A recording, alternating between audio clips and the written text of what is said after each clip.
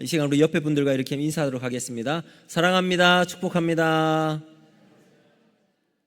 네. 자, 여러분 오늘 본문 말씀을 중심으로 하나님을 속인 사람 이런 제목으로 말씀 전하도록 하겠습니다. 산업재해가 일어나는 현장에 보면 하인리 법칙이라는 용어를 많이 사용하는 경우가 있습니다. 어떤 큰 대형 사고가 일어나잖아요.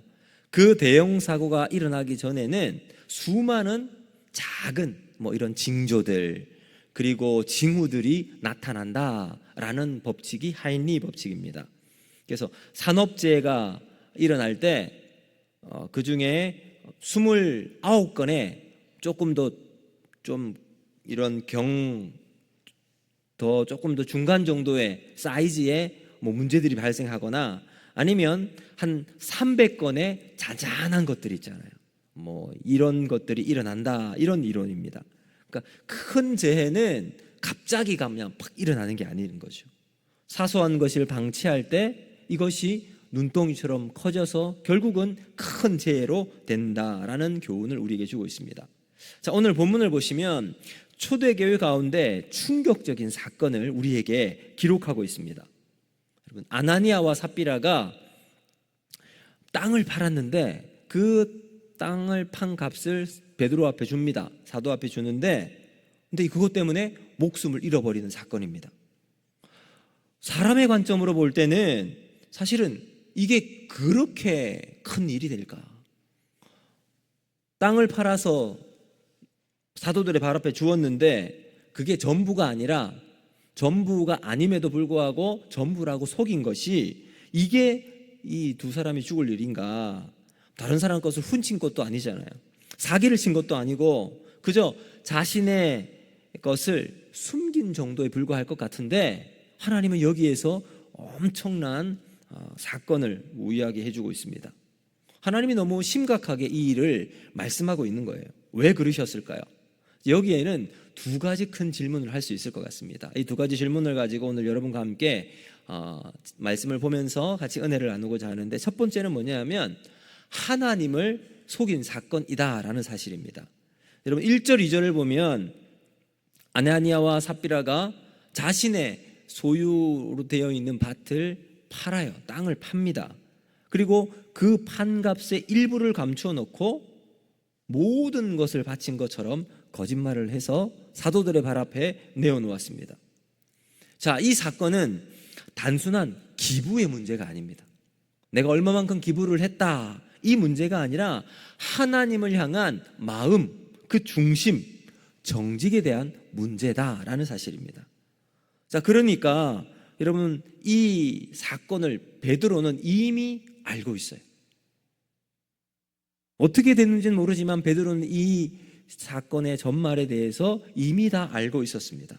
자, 그래서 3절을 이렇게 베드로가 이야기합니다. 같이 읽어보겠습니다. 시작. 베드로가 이르되 아나니아야, 어찌하여 사탄이 내 마음에 가득하여 내가 성령을 속이고 땅값 얼마를 감추었느냐. 아멘. 자, 여기 보시면 성령을 속였다라고 이야기합니다. 이건 그냥 단순하게 자신의 돈의 일부를 다 드리지 않았다, 이 문제가 아니라 성령을 속였다라고 이야기를 합니다. 근데 여기 3절의 핵심적인 단어는 뭐냐면 가득하여라는 말이에요. 가득하여.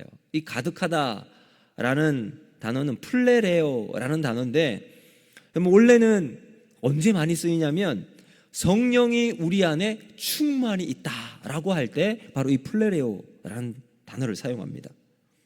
그래서 여러분, 자, 요한복음 10장 10절을 여러분 잘 알고 계실 텐데 우리 같이 한번 읽어볼까요? 시작.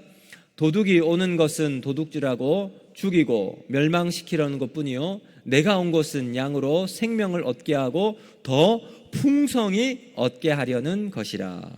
자, 여기에 플레레오는 풍성히 얻게 하다. 그러니까 여러분 가득 차 있는데 거기에 또 보면 어떻게 돼요? 흘러 넘치잖아요. 이게 바로 이 플레레오라는 단어가 가지는 의미입니다. 그러니까 여러분 원래는 성령이 우리 안에 이만큼 있는 게 가득 차서 넘칠 정도로 성령이 우리에게 임하게 되는 상태가 플레레오예요. 그런데 문제는 성령으로 채워져 있는 것이 아니죠. 어떻게 채워져 있습니까? 사탄이 네 마음에 가득하여. 성령이 아닌 사탄으로 가득 채워져 있는 상태입니다. 자, 그 결과 사탄으로 가득 차 있는 아나니아와 삽비라 마음속에 여러분 4절은 또 이렇게 이야기합니다. 같이 한번 읽어볼까요? 시작. 땅이 그대로 있을 때에는 내 땅이 아니며 판 위에도 내 마음대로 할 수가 없더냐. 어찌하여 이 일을 내 마음에 두었느냐. 사람에게 거짓말하는 것이 아니요 하나님께로다. 자, 여러분, 자, 이 말씀은 교회 공동체 안에서 행하는 모든 행동들, 모든 행위들은 곧 하나님 앞에서 하는 행동이라는 거예요. 사람에게, 사도들에게 내가 판 값의 얼마를 감춘 것은 사도들 앞에 한 것이 아니라 누구에게 거짓말한 거라고요? 하나님께 거짓말을 한 것이다 라는 겁니다. 그러니까 여러분, 교회 공동체 안에서 행하는 말과 행동은 우리가 집사님, 권사님, 장로님 이래서 그냥 행동하는 것이 아니라 그 말과 마음 속에는 하나님을 향해 있다라는 의미가 여기 담겨 있는 거죠. 신앙은 단지 외적인 모양이 아니라 내면의 진실함. 그래서 더 중요한 겁니다. 자, 여러분이 거짓말에 대한 이야기를 해보면 어쩌면 아론의 금송아지 사건이 떠오를 수 있습니다. 하나님이 모세를 불러서 시내산에 데려가잖아요. 그래서 십계명과 율법을 받아왔는데 그 아래는 어떤 일이 벌어집니까? 백성들이 모아서 우리를 애굽에서 인도해낸 신을 만들어 달라. 그래서 백성들이 가지고 있는 귀고리, 팔찌, 이 금부치들을 다 모아서 이렇게 탁 해서 뭘 만들죠? 금송아지를 만듭니다. 그 현장을 이제 시내산에서 내려온 모세가 발견합니다. 자, 그리고 난 다음 아론이 모세에게 이렇게 이야기합니다. 출애굽기 32장 23절부터 25절 말씀인데요, 우리 같이 한번 읽어보겠습니다. 시작. 그들이 내게 말하기를 우리를 위하여 우리를 인도할 신을 만들라. 이 모세 곧 우리를 애굽 땅에서 인도하여 낸 사람은 어찌 되었는지 알 수 없노라 하기에 내가 그들에게 이르기를 금이 있는 자는 빼내라 한즉 그들이 그것을 내게로 가져왔기로 내가 불에 던졌더니 이 송아지가 나왔나이다. 모세가 본즉 백성이 방자하니 이는 아론이 그들을 방자하게 하여 원수에게 조롱거리가 되게 하였습니다. 아멘. 자, 여러분 여기 보세요. 아론도 참 변명할 게 너무 궁색해요. 백성들에게 금부치를 다 가지고 와라. 그래서 그걸 휙 던졌는데, 불에 던졌는데, 그래서 금송아지가 짠 하고 나왔다. 이게 누가 믿을 수 있는 겁니까? 최소한 틀도 만들고 그거 잘 녹여서 부어서 거기서 넣고 그리고 그것만 했을까요? 그러면 처음 이게 뭐죠? 틀 만들어 놓으면 울퉁불퉁할 거 아니에요. 그걸 또 이게 사포 같은 것으로 딱 깎고 해서 그렇게 이제 금송아지를 만들었을 텐데, 이 아론은 하는 말이 그냥 불에 던졌더니 이 송아지가 나왔나이다. 근데 여러분 여기에 거짓말을 한 이유를 방자하다라고 이야기를 해요. 모세가 백성들을 보니 방자하게 행동한다. 근데 그 방자함은 어디서 나왔느냐? 아론이 그들을 방자하게 했다라고 이제 25절에 이야기를 하고 있습니다. 저는 방자하다라는 뜻이 뭘까요? 제가 사전을 찾아보니까 이렇게 되어 있습니다. 어려워하거나 조심스러워하는 태도가 없이 무례하고 건방지다, 이런 뜻입니다. 그러니까 어떤 규칙이나 규례에 얽매이지 않고 근신하지도 않고 자기 마음대로 발산하는 것이 바로 방자한 거예요. 이 방자함에는요 전혀 두려워하는 것이 없습니다. 요즘 학생들이 선생님에 대한 권위를 무시하고, 여러분 뉴스를 많이 보셨죠? 어떤 학생은 이제 가르치고 있는 선생님에게 옆에 가서 핸드폰으로 찍으면서 나 때려봐라 이러면서 막 하고 있는, 오히려 어떨 때는 선생님을 정말 모욕 주기도 하고 욕을 하기도 하고 심지어는 구타하는 경우도 있습니다. 왜 그럴까요? 학교 규칙에 얽매이지 않는 학생들, 방자한 행동입니다. 학교를 두려워하지 않기 때문이죠. 여러분, 또 깡패들, 벌건 대낮에 사람들에게 마구잡이로 횡패를 부리는 경우가 요즘 있나요? 거의 없어요. 왜요? 법이 단단하게 세워져 있으면 사람 무서워서, 법이 무서워서라도 대낮에는 못합니다. 그래서 어디 저 구석진 곳에서 자기들끼리 뭐 이렇게 하기도 하겠죠. 우리나라처럼 치안이 잘 돼 있는 나라 전 세계에 흔하지 않잖아요. 그런데 뭐 깡패가 그렇게 막 법도 무시하고 활개를 치고 있다? 그건 나라의 시스템이 무너졌다는 증거죠.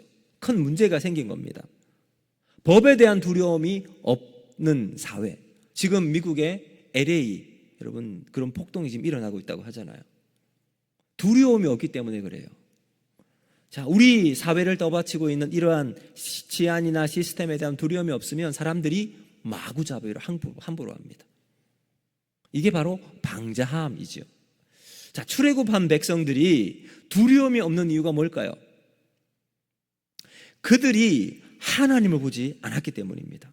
하나님을 보는 눈이 그들에게 사라져버렸기 때문입니다. 하나님이 이스라엘 백성들을 간섭하고 인도하시고 은혜 베푸시고 이끄시는 분임을 그들이 잃어버렸기 때문이죠. 그러므로 사랑하는 성도 여러분, 우리는 하나님을 경외하고 두려워하는 삶을 살아가야 할 줄로 믿습니다. 여러분이 하나님을 경외하다라고 할 때 경외는 야레라는 단어를 사용해요. 야레는 그냥 감정적인 힘의 굴복 아래, 권력의 힘 아래 나를 낮추는 게 아니에요. 어떨 때 야레를 사용하느냐면 존경과 사랑이 바탕이 되어서 높이 떠받들어 경배할 때 그 존귀 앞에, 그 놀라운 이름 앞에 경외하는 마음을 생길 때 야레라고 사용합니다. 그래서 이 야레를 다른 의미로 사용하면 경배하다, 예배하다라는 단어도 사용합니다. 그렇다면 제가 여러분께 질문을 드리겠습니다. 여러분은 하나님을 경외하십니까? 하나님 앞에서 진정한 예배를 드리고 계십니까? 오늘 우리는 하나님 앞에 우리의 마음을 온전히 주님께 드려서 하나님 앞에서 드리는 온전한 예배자로 살아가는 우리 모두가 되어야 할 줄로 믿습니다. 자, 이제 두 번째, 하나님은 왜 이 문제를 심각하게 보시는가? 바로 이것이 영적 전쟁이기 때문입니다. 자, 5장 1절은요, 사실은 여기 나오진 않지만 여기 앞에 그러나라고 하는 단어가 생략되어 있습니다. 그래서 보시면 그러나 아나니아라 하는 사람이 그의 아내 삽비라와 더불어 소유를 팔아, 이렇게 시작돼요. 그러니까 그러나라는 것은 등위 접속사거든요. 앞에 부분과 뒤에 부분이 똑같은 상황일 때 등위 접속사를 사용합니다. 그러니까 여기에 그러나라고 하는 말은 의도적으로 누가가 앞부분과 4장 뒷부분과 5장 첫 사건을 연결시키는 거예요. 자, 4장 31절을 보면 어떤 사건이 나오는지 우리에게 이야기합니다. 같이 한번 읽어보겠습니다. 시작. 빌기를 다음에 모인 곳이 진동하더니 무리가 다 성령이 충만하여 담대히 하나님 말씀을 전하니라. 아멘. 자, 여기 앞서 제가 말씀드린 것처럼 충만했던, 성령으로 충만했을 때 4장 31절에 이야기합니다. 그리고 오늘 본문 3절 말씀 같이 한번 볼까요? 3절 시작. 베드로가 이르되 아나니아야 어찌하여 사탄이 내 마음에 가득하여 내가 성령을 속이고 땅값 얼마를 감추었느냐. 자, 5장 3절에서는 사탄이 네 마음에 가득함, 그리고 4장 31절은 성령으로 충만한 모습을 비교해 두고서 우리에게 이야기를 하고 있습니다.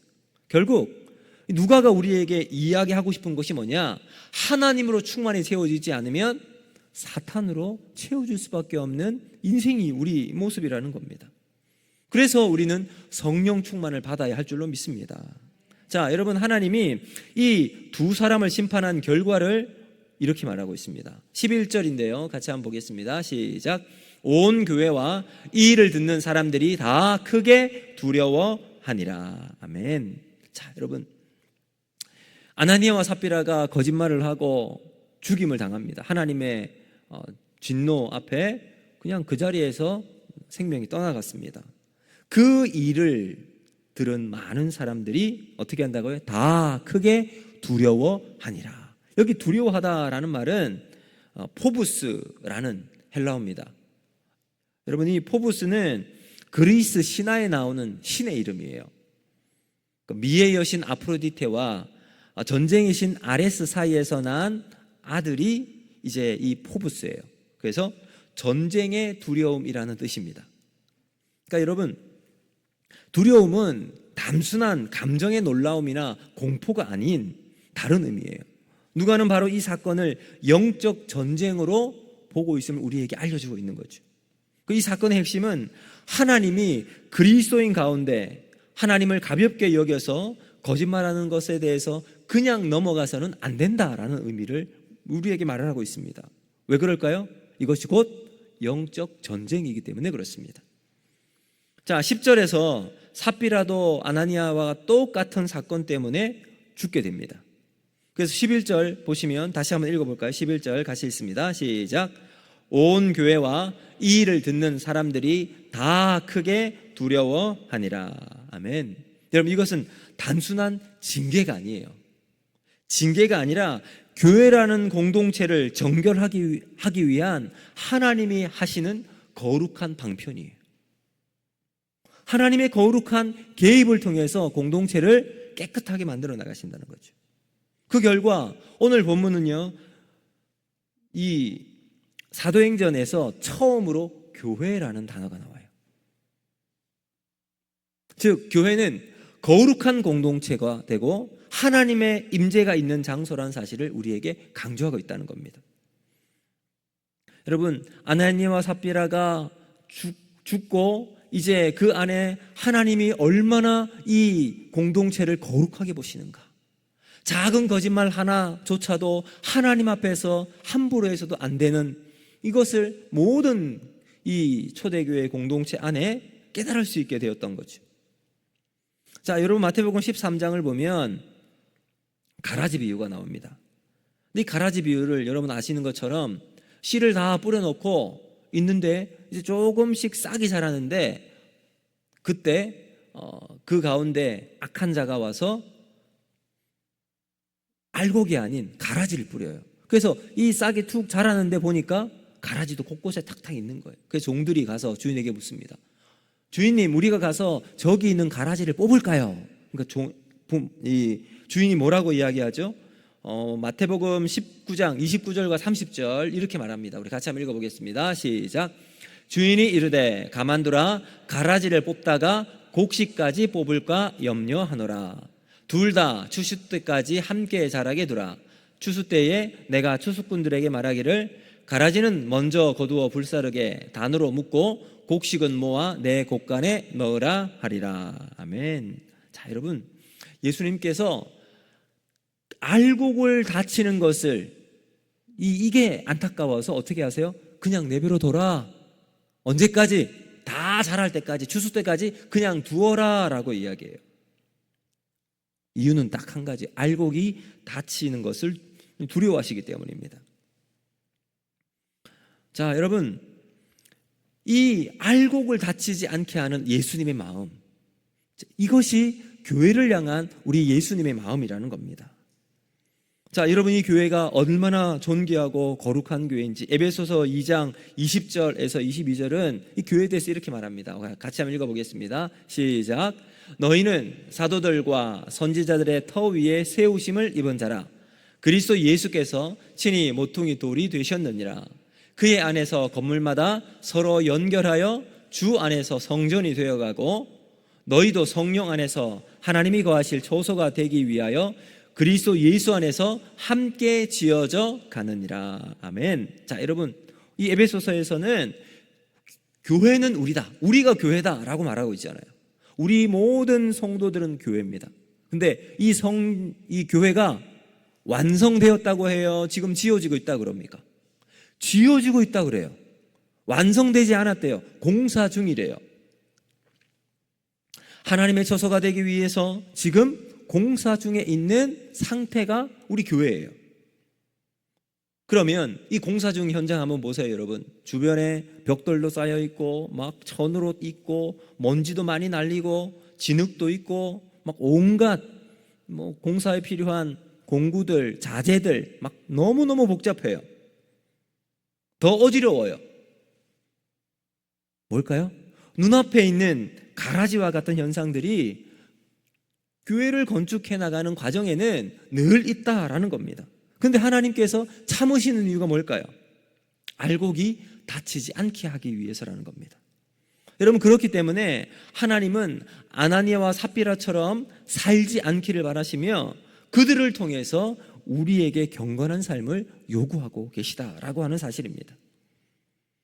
여러분, 우리가 교회 안에 많은 알곡만 있는 게 아니라 가라지와 같은 모습이 우리 안에 다 있어요. 이것을 우리가 다 제거하고 막 끊다 하다 보면 그게 교회를 더 어렵게 만드는 경우들이 참 많습니다. 여러분, 한번 보세요. 예수님께서 베드로에게 이렇게 말하잖아요. 네가 닭 울기 전에 3번 나를 부인하리라. 베드로가 주님 무슨 말씀입니까? 절대로 그런 일이 일어나지 않습니다. 결국 예수님 부인해요. 그 자괴감에 베드로가 다 내려놓고 고향 갈릴리로 돌아가서 고기나 잡자 하고 그냥 탁 절연하고 아무것도 모른 채 그냥 본인은 그냥 낚시만 이 고기만 잡고 있는 거예요. 근데 예수님이 부활하시고 베드로를 찾아가십니다. 요한복음 21장 15절 말씀 우리 같이 한번 읽어보겠습니다. 시작. 그들이 조밥 먹은 후에 예수께서 시몬 베드로에게 이르시되 요한의 아들 시몬아 내가 이 사람들보다 나를 더 사랑하느냐 하시니 이르시되 주님 그러하나이다. 내가 주님을 사랑하시는 줄 주님께서 아시나이다. 이르시되 내 어린 양을 먹이라 하시고. 아멘. 자, 여러분, 여기 보시면 예수님께서 베드로의 실수와 부인한 것에 대해서 따지면서 너 말이야, 너 왜 그때 거짓말했어? 너 안 한다며. 근데 왜 거짓말하고 지금 그것도 네 것도 수습도 못하면서 여기 와서 이렇게 짱 박혀 있느냐? 예수님 그렇게 하지 않으시죠. 어떻게 하세요? 그냥 딱 가서 불을 피워놓고 예수님이 이미 준비한 고기와 딱 음식을 차려놓고 베드로를 불러서 그 자리에 그냥 앉혀요. 그리고는 떡을 주고 생선을 주면서 먹으라. 뭐 잘 넘어갔었겠어요, 베드로가. 그때 예수님 물어보십니다. 베드로야, 네가 이 사람들보다 나를 더 사랑하느냐? 왜 예수님께서 이렇게 말씀하셨을까요? 지어져가는 존재, 공사 중인 인생에 필요한 것이 뭐냐? 여러분, 정죄와 막 이거 잘못된 거 탁탁 자르고 이게 아니라는 거예요. 예수님 뭘 이야기하세요? 네가 나를 사랑하느냐?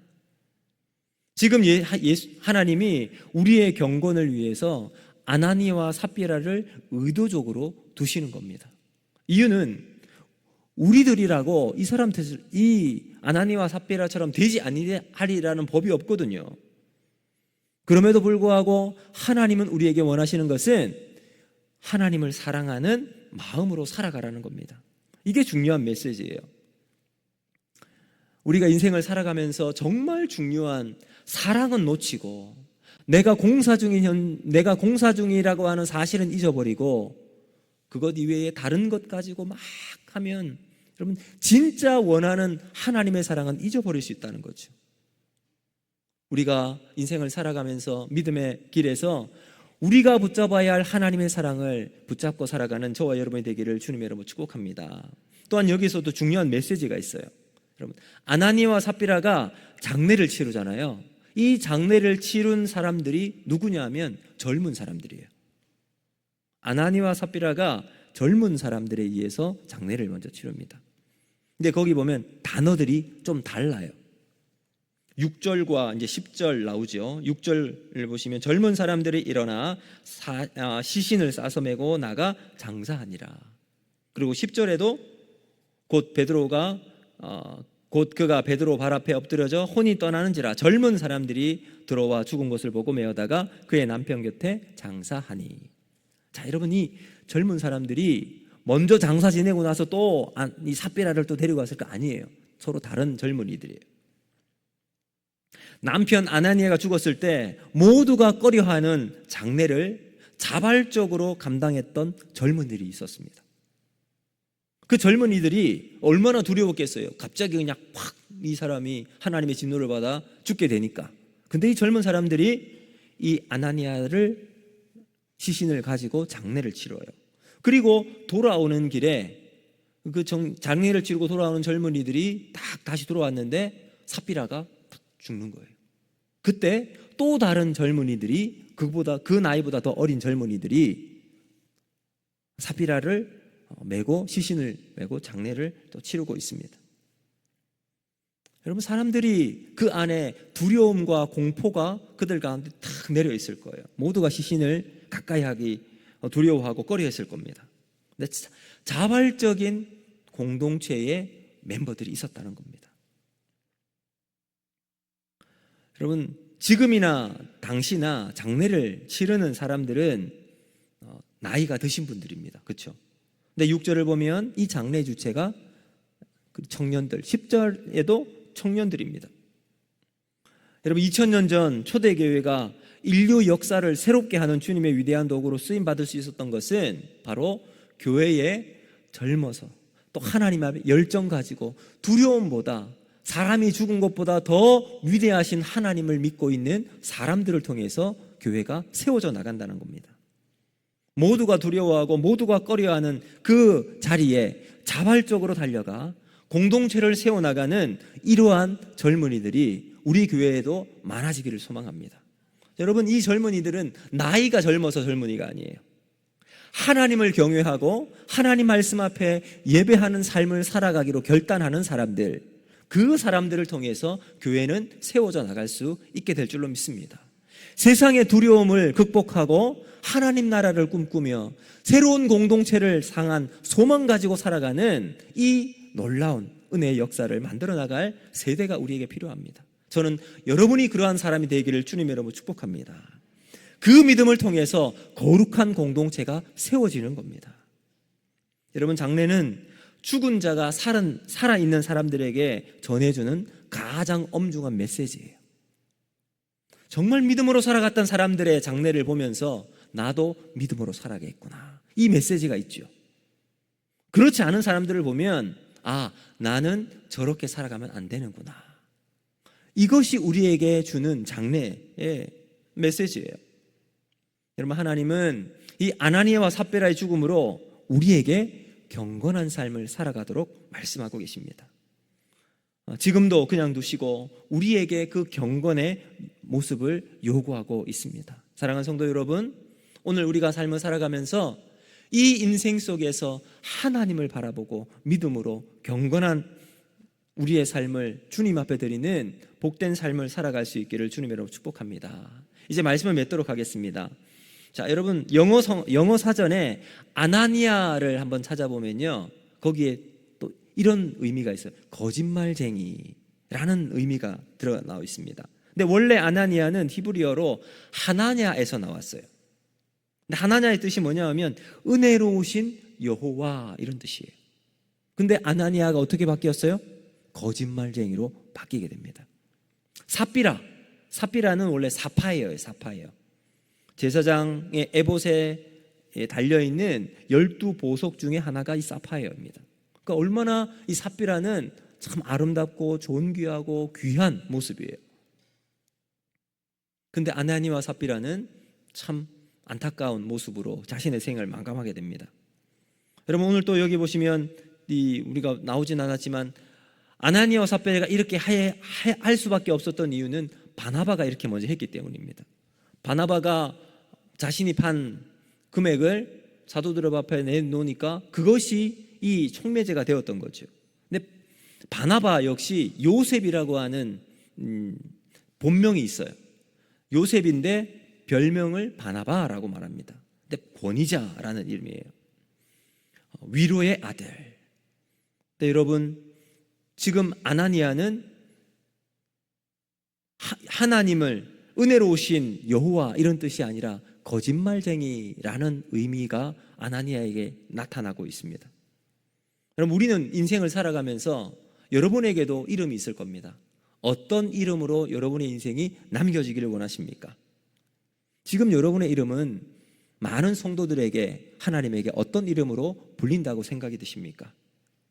이름만 목사, 이름만 장로, 권사가 아니라 하나님 나라를 위해서 주님의 영광인 교회를 위해 내가 할 수만 있다면 기꺼이 헌신하고 순종하는 우리 목사님, 정말 기도하는 우리 권사님, 교회를 위해 앞장서 나가 자신을 포기하는 장로님, 그러한 믿음의 길을 걸어나가는 또 다른 믿음의 이름을 가지고 살아가는 우리 모두가 되기를 주님의 이름으로 축복합니다. 여러분, 우리의 삶이 하나님 안에서 또 우리 성도들 안에서 또 다른 이름을 얻게 하게 할 줄로 믿습니다. 그래서 우리의 이 모습으로 하나님께 영광을 돌리고 매 순간순간마다 주님의 인도하심을 따라 우리 교회의 아름다운 믿음의 발자취를 남기는 우리 모든 성도님 될 수 있기를 주님의 이름으로 축복합니다.